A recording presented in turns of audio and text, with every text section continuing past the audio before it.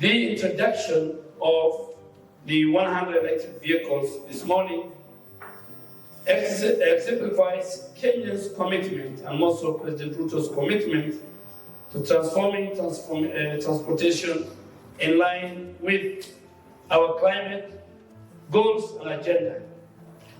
Moja EV's leadership signifies our broader vision for a low carbon, climate resilient future as outlined in our Vision 2030 and our National Climate Action Plan.